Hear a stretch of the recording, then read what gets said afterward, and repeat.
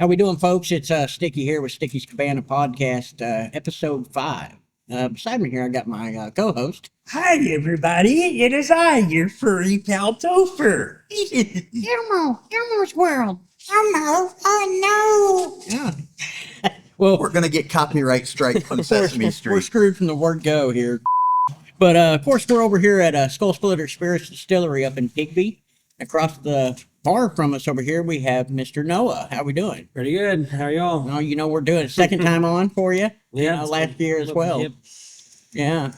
People actually get to see where our venue is. Yeah, you get to explain a little bit about what Skull Splitter is, what you all do, and everything. So if you don't mind, take the floor. Well, we're a family-run business here in Higby.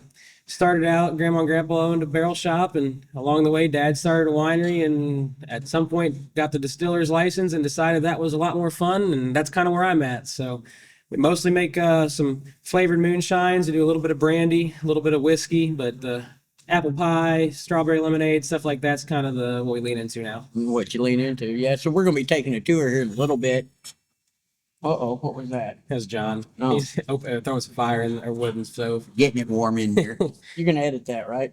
So we're going to, I guess, be taking us a tour here in a little bit, if you don't mind, and you show us everything, what all you're Pretty short making. and simple. Yeah, there you go, short and simple. You ever do taste tests over here on any of this stuff? Oh yeah, we got this is just the straight white lightning, just regular shine. Got a unaged white rum, strawberry lemonade moonshine.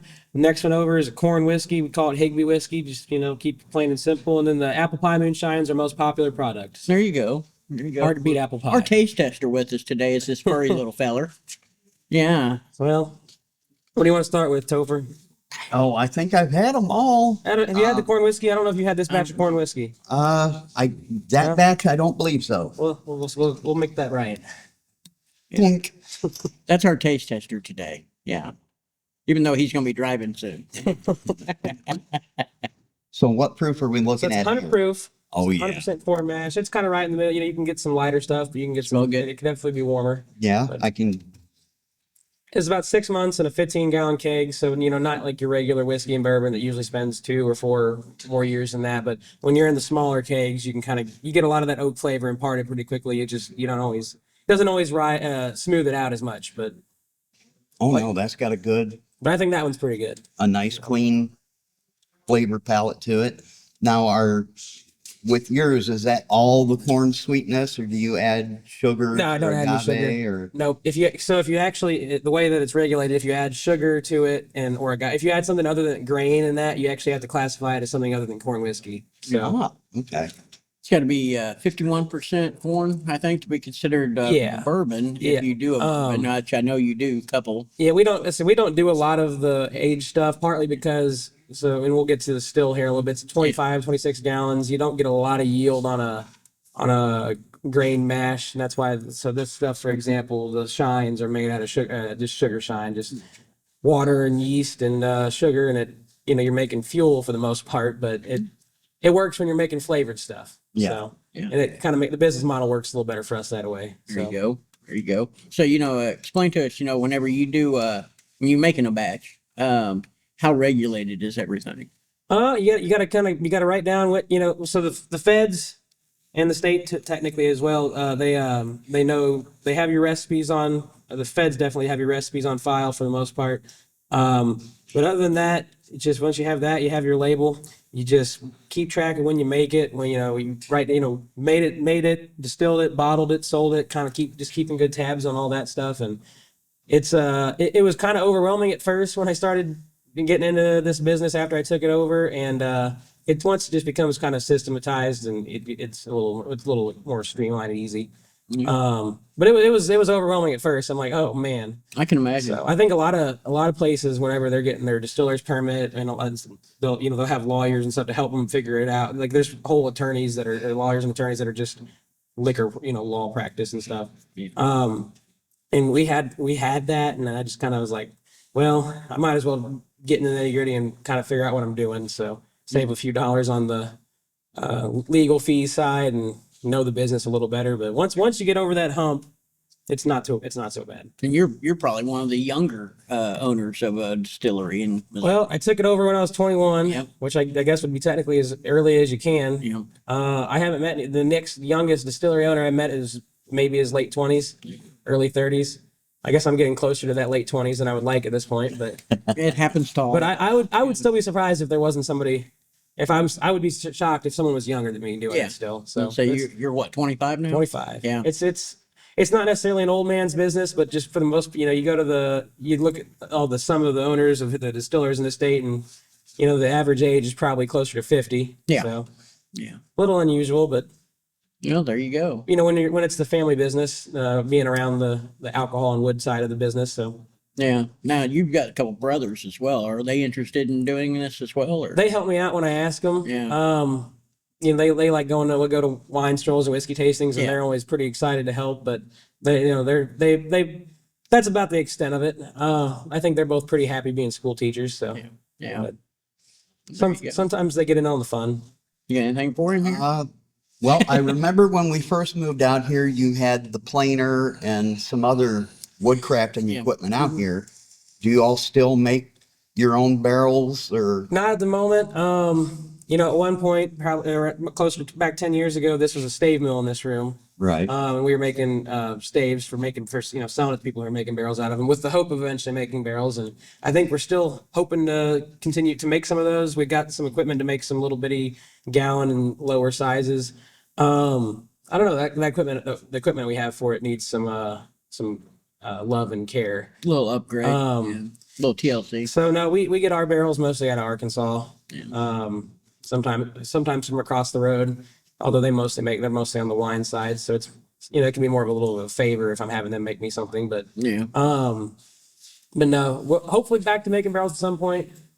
More on it's just a hobby side more than the commercial side, but it'd be cool to do it here. So especially considering that's the kind of the legacy that which the winery and the distillery was born out of, was the barrel making side. So There you go. Well, if you don't mind, take us around. Show us. all right. So pretty simple around here. I don't have a lot of stainless steel tanks. Do almost all my mash in just some easy, simple 30-gallon blue barrels, and for the most part, most of our products are sugar shine based, technically labeled as a vodka, because they're distilled to 95% before we flavor them with the apple pie, the strawberry lemonade. But they all start out just as simple sugar shine, and it's just 25, 30 gallons of water, 50 pounds of sugar. Stir that stuff up. Make sure it's all dissolved in there. Throw some sugar or throw some turbo yeast in there, and in 2 days you can have probably 15%. The alcohol content of this will be about 15%. You could run it, but I usually, when I'm not usually big of a hurry. So 5 days later, it's got 20%, 21%. So, and it's I always describe it's kind of like a cardboard sugar cookie. Yeah. Good sweet one there. And I always, whenever I have a bunch of it going in the shop, it's kind of nice because it just smells really good. So, but this is pretty simple.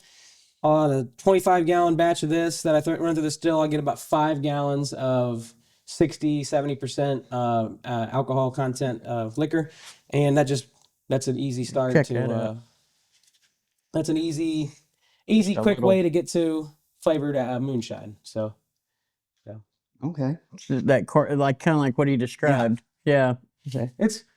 Most people would be like, "Oh, that probably can't taste very good." But it's not. It's just sugar and water and yeast. Water and yeast. So Yeah. It tastes whenever like- if it was a corn mash, you might get some. It might be a little more sour. You might get some more interesting flavors and taste out of the mash. But for the most part, I just go off of the smell. I don't usually taste you test can the see mash. the yeast activated. You Yep. can see all the little bubbles. Yeah. as Take a it's- good whip of it too. It's Oh, really I- good. As soon as he pulled that Yeah. towel off. So the whenever top, I you use can my smell it. larger tanks, whenever doing a couple 100 gallons of it, the yeast will be so active in it that it's almost too hot to touch the tank when it's at the peak. Yeah. Right. Whereas these they'll be warm for a day or two. They'll keep you start out with hot water, so it'll keep it warm for a while. But for the most part, it's pretty active with that turbo yeast, and that's just yeast with nutrients added to it, so it really gets hot quick. So And then explain to everybody, how come it was okay for us to Oh dip yeah, our so finger in. so for the most part, with mash, it's fine. The main concern, and it's not such a concern with the sugar shine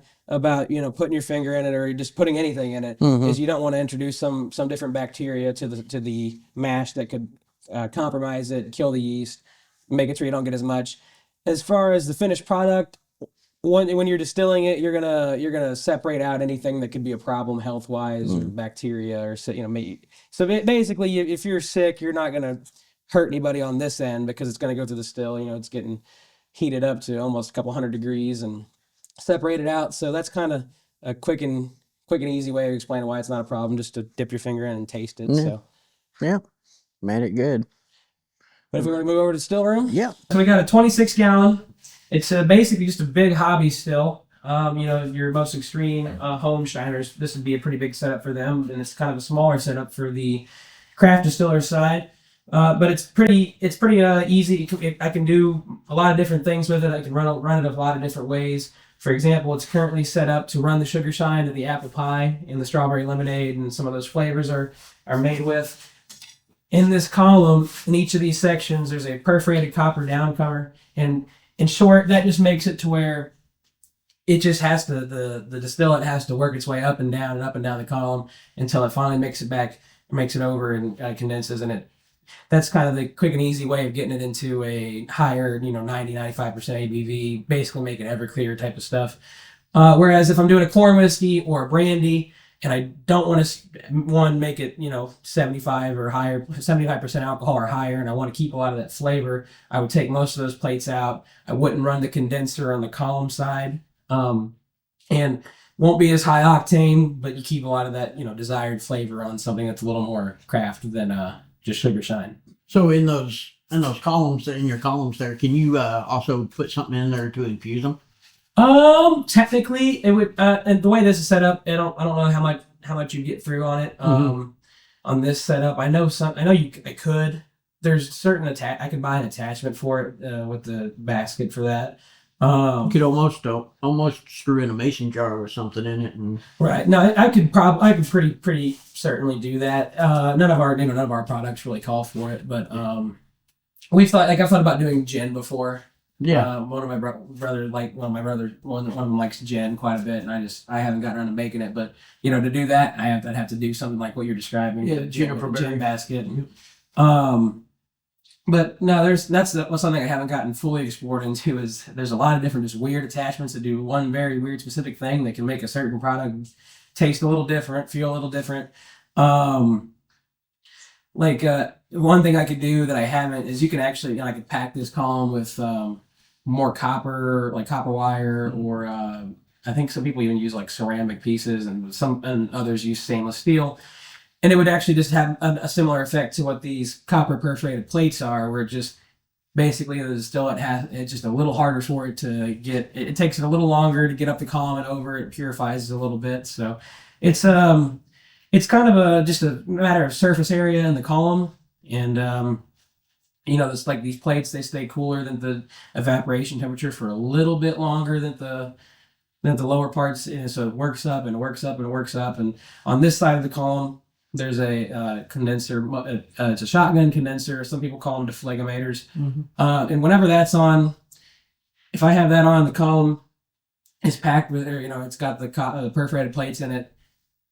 I'll get 90-95% for it's not letting that alcohol through there without it being almost pure. So and so you get different flavor off of running stainless versus copper all the way. Yeah, it's this is kind of a some places are full copper, some places are full stainless. We're kind of in the middle. I haven't done enough A/B testing. I don't have a stainless column to be like, oh, here's how it would taste without, or so it's. I don't know how it would impact the different flavors specifically as regarding some of our products, but I think when you're doing in general, if I'm trying to just make the jet engine fuel, Everclear type stuff, the stainless steel is probably best. Yep. Whereas for the more corn whiskey side, you want some of that flavor. I think the copper is probably best. that might just be me imagining things, but that's the way I understand it to be. But So is your fire ran propane? propane. So you can adjust how hot or how cool? Yep, pretty Okay. easily. That's one of the nice things about the propane is I've got it to where I really feel like I understand exactly. I have it at this heat. Hey, it's going to start running in an hour and a half or 2 hours, and it's going to produce this level of alcohol. And because the hotter or colder you run it will affect how quickly and the proof. Yep. So and the flavor. Yep. So on the sugar shines, I don't really care. I'll run that hot because I'm not looking for flavor out of the sugar shine. I just want the purest alcohol I can get. Whereas the corn whiskey, you want to run that almost as slow as you can because you want to make sure your flavor is as good as possible. And if it costs you an extra hour running the still, great, it's a good deal. So you see on TV all the time people running like worms. Is that what you got going on over here with your hoses coming in? pretty well. So that's like I said, that's called, both these condensers are shotgun condensers, and there's just tubes, and it's doing the same thing you would with the worm. It's just a little slightly different format. I don't know. There's something with the like the length and how if you run, actually depending on how cold your water is will affect some of your distillate too. Yeah. I usually just let it run full bore. But like I said, I'm usually running sugar shine, so I'm not always regulating, worried as much about the any potential flavor or taste impacts on the sugar shine. Whereas if I'm doing a corn whiskey or something, like brandy, I might let it ease back a little bit and not run everything to the max and really slow it down. But You got any questions here? No, I'm just the columns. I'm used to seeing, right, I'm Irish, so they use the kettle stills more than the column stills. right, And so this is a little different than what you see like in our logo. You've got the heat tank and then the worm down there. worm and the next, and then it drips off. And so I imagine to our viewers, this is a little bit different than what they imagine the still actually looking right. like. Yeah. Yeah, This no, is what most commercial places really do, isn't it? I'm trying to think. I think a lot of the big ones have both. Oh, do they? Yeah. But I think these are becoming more popular than your kind of classic design because, like I was explaining, I can run it like a pot still. Yeah. But then I can also make 99. I can make vodka with it pretty easily. Yeah. So I mean, I probably it wouldn't hurt me to have a more traditional still setup, but this is just kind of what we're working with. So There you go. It's what you got, and it's what works. We definitely appreciate you showing us around. yeah, like I said, it's not a lot, but Hey, it's something That's most of our viewers have never seen. something that I've been trying to do is So. trying to really simplify the process. So getting away from the expensive equipment and going back to this, a little more labor to some of the stuff, but it keeps it simple. So You ever thought about going back to the roots and trying it one time? doing the traditional, Yeah. at some point. At some point. At some point. Yeah. I tell people all the time, like, this is what I do for a job. I have a computer science degree, but this is what I'm doing for a job because I enjoy it. If I wasn't doing this for a job, I would be home distilling for fun. Yeah. This would be a little overkill, I think, for me. I forgot what how much you can make in a year per family, 200 personal use. 200 per age 21. adult Okay. use or- yeah. But I'd be doing something for fun anyway. Where I think a lot of people that used to would do the home wine making and the home brewing, craft distilling is becoming a little easier for Just the hobby useless side. information that I Yeah, knew. right. And I have a lot of that. Yeah. I have a lot of that. Yeah. It's mostly random football player names and stuff that doesn't serve me any use other than like bar trivia night. So, Yeah, exactly. But I think that's That about it. And we're back here at Skull Splitter Spirits Distillery in lovely Higbee, Missouri. And you want to give us the address and everything, or how everybody can get a hold of you? 9603 Highway B, Higbee. I believe the shop phone number is 660-456-7660. I should know that probably by heart more than I do. I'm 99% sure that's what it is. Yeah. Facebook's the best place to follow us at Skull Splitter Spirits Distillery. That's where we share all the events we're doing. The website's working right now, but it doesn't have a lot of, it's just skullsplitterspirits.com. It doesn't have a lot of stuff on it right now. I'm hoping to have an events calendar on that just to have a public place to be like, hey, here's the stuff that's going on here. I know we share, the cabana has all the events on, but just to be like, hey, this weekend, 4 months from now, there's something going on that weekend. So Yeah. keep it in your mind. So stuff like that. So there we go. We definitely appreciate you coming on, man. Yeah, It's second been time. fun. Second Yeah, number time. 2. Yeah. Who's got the round- most appearances other than active Cabana people? Like, Yeah. Well, that's no, okay. Who's got the most? The most? Probably Lifeline or Nick Boggs. it might be Nick. Nick Boggs. Okay. Yeah. That. Yeah. There you go. Well. Yeah. I think he's been on there. He's been on 4 or 5 different episodes. I believe so. Might be hard to catch him at one a year. So. Yeah. Yeah. Oh, he's pretty busy these days, I think. So. Yeah. Very busy. That's why, unfortunately, he had to leave the bomb. Right. Yeah. Working 5-6 days a week, Out of state. 10-12 hours a day. Got a little girl at home. Yeah. Yep. Well, until next time.